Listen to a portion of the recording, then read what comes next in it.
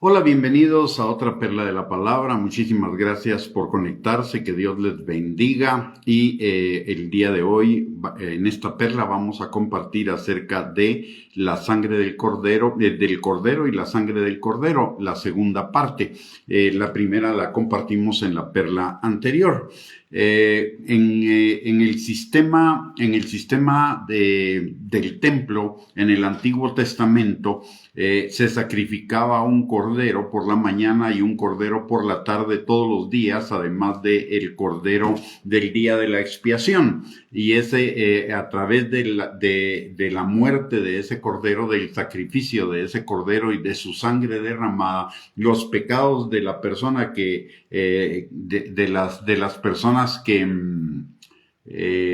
presentaban los corderos para el sacrificio, los pecados le eran puestos a ese cordero sobre él y los pecados de la persona eran expiados. La palabra nos dice en Isaías 53, es más de 700 años antes de Cristo, que él sería el cordero sobre el cual el Señor pondría de todos los pecados nuestros sobre él para que nosotros tuviéramos perdón de pecados.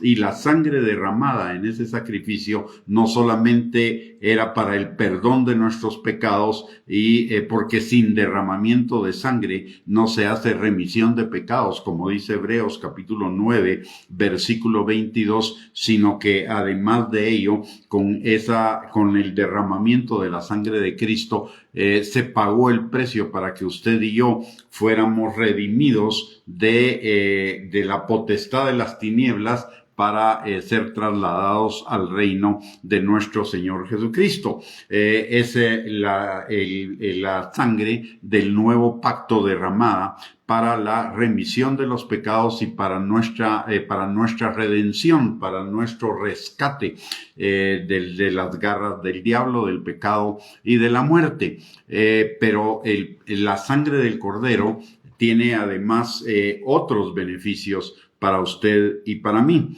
La palabra de Dios en Romanos capítulo 5, versículo 9, dice que hemos sido justificados, declarados inocentes por la sangre de Cristo, y por ello seremos salvos de la ira, seremos salvos del juicio de condenación eterna.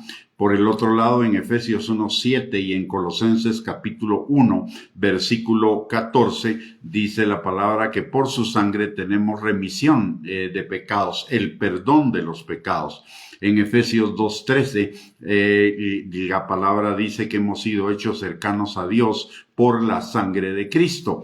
En Colosenses 1:20, la palabra nos enseña que por la sangre de Cristo fueron reconciliadas con Dios todas las cosas en la tierra y las que están en el cielo. No solamente fuimos reconciliados nosotros, los seres humanos, sino toda la creación que había sido sujeta a la corrupción por causa del pecado original.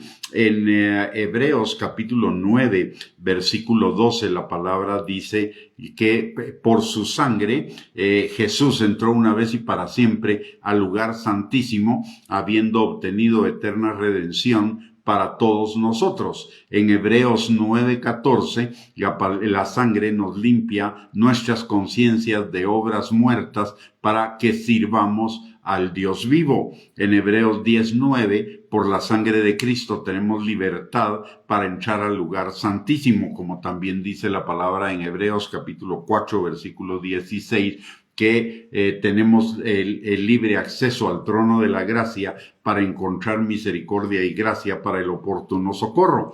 En Hebreos capítulo 13, versículo 12, nos enseña que hemos sido santificados mediante la sangre del Cordero. Y en Primera de Pedro capítulo 1, versículos del 18 al 20, la palabra nos enseña que fuimos rescatados de nuestra vana manera de vivir por su sangre. ¿Qué significa todo esto? Significa que tenemos una bendición grandísima por la sangre de Cristo derramada en la cruz del Calvario, y cada una de estas cosas que la sangre de Cristo compró para nosotros en esa cruz, deberíamos aprovecharlas al 100%. En primer lugar, en primer lugar para salvación. La palabra nos dice muy claramente que si nosotros reconocemos el señorío de Cristo, por su sangre tenemos redención de pecados. Quiere decir, somos hechos libres de la paga del pecado, que es la muerte, de la condenación eterna. Y ello, cuando reconocemos a Jesús como nuestro Señor y Salvador, le entregamos nuestras vidas. Pero aparte de ello, la sangre de Cristo nos santifica. ¿Qué quiere decir esto? Que nos aleja del mundo y nos acerca a Dios de tres maneras diferentes. La primera es que nuestra vida, la palabra en 2 Corintios 5:17 dice que si alguno está en Cristo, nueva criatura es. Las cosas viejas pasaron, todas fueron hechas nuevas. Dios nos da una nueva naturaleza que nos aleja del pecado, que hace que el pecado lo rechacemos, pero también es una nueva naturaleza que nos da hambre de acercarnos cada día más a Dios. Por el otro lado, por la sangre de Cristo también somos consagrados a Él para su servicio, y por la sangre de Cristo somos liberados del poder del pecado para que podamos vivir vidas en obediencia y en santidad al Señor. La palabra también, como vimos en 1 de Pedro 1:18-20, dice que nos rescata de nuestra mala manera de vivir, y eso implica lo que dice Efesios capítulo 4, versículo 22-24, que nos despojemos del hombre viejo, del que está viciado conforme a los deseos engañosos de la carne, y nos transformemos mediante la renovación del espíritu de nuestra mente, para vestirnos del hombre nuevo que está creado por Dios en la justicia y santidad de la verdad. Y esto significa alejarnos de la vieja manera de vivir y acercarnos a la nueva manera de vivir en Cristo. Por el otro lado, por la sangre de Cristo derramada en la cruz del Calvario, tenemos libre acceso al trono de su gracia para encontrar misericordia y gracia para el oportuno socorro, pero no solo para ello, para tener comunión con el Señor todo el tiempo, porque el Señor nos anhela celosamente y Él busca que nosotros también le anhelemos a Él, como dice Juan capítulo 4, versículo 23-24. Tenemos la oportunidad de tener comunión cercana con el Señor. La palabra dice en Proverbios capítulo 15, versículo 8, que el sacrificio de los impíos es abominación al Señor, pero la oración de los justos, la oración de los que hemos sido limpiados con la sangre de Cristo, le es agradable al Señor, de tal manera que deberíamos aprovechar este privilegio, porque en su presencia hay plenitud de gozo, y el gozo del Señor es nuestra fortaleza. Aparte que en su presencia hay también delicias para siempre, hay dirección, como dice la palabra en Jeremías 33:3, clama a mí y yo te responderé y te enseñaré cosas grandes y ocultas que tú no conoces. Y en Primera de Corintios capítulo 2, versículo 9-12, la palabra también nos enseña que cosas que oído no ha oído, ni ojo ha visto, ni han subido en corazón del hombre, son las que Dios tiene preparadas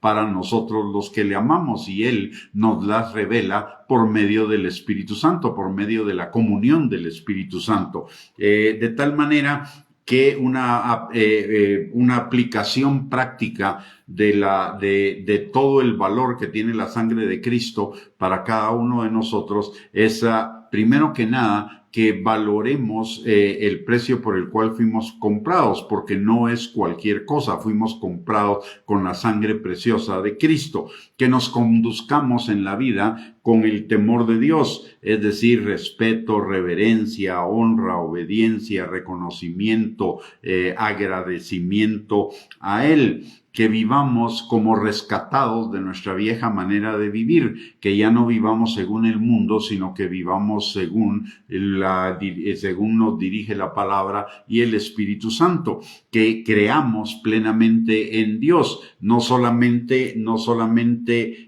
creer en Dios, sino creerle a Dios, creer su palabra, porque toda la palabra, dice 2 de Timoteo capítulo 3, versículo 16 al 17, es inspirada por Dios y útil para enseñar, para corregir, para instruir, para redarguir, a fin de que estemos preparados para toda buena obra. Y aparte de eso, también la palabra de Dios dice en el Salmo 119, 105, lámpara es a nuestros pies su palabra y lumbrera en nuestro camino, para que nuestro camino no tenga tropiezo, para que nuestro camino siempre sea en el camino en ascenso, porque la palabra dice en Proverbios capítulo 4, versículo 18, que nuestra vida es como la luz de la aurora, que va en aumento hasta que el día es perfecto. Que nuestra fe y que nuestra esperanza sean siempre en Dios, que confiemos plenamente en Él, porque la palabra de Dios dice en Jeremías 17, que versículos del 5 al 8, que maldito el hombre que confía en el hombre, pero bendito el hombre que confía en Jehová.